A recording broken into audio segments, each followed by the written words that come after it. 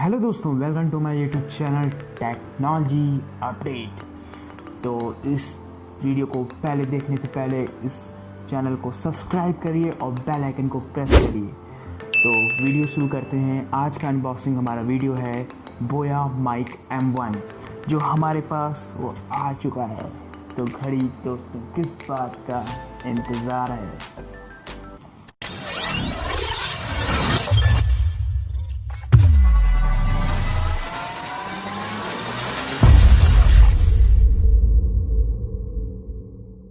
है हमारा बोया माइक M1 जिसकी हम लोग अनबॉक्सिंग करने वाले हैं। तो चलिए शुरू करते हैं।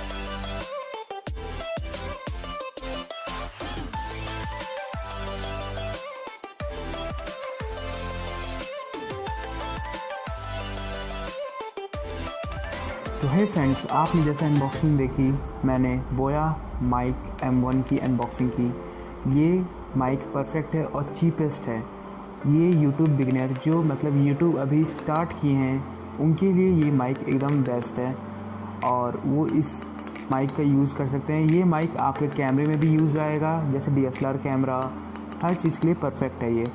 आप इसका लिंक मैं डिस्क्रिप्शन दे दूँगा, आप वहाँ से परचेज़ कर लीजिएगा। आपको अच्छे प्राइस में आपको मिल जाएगा।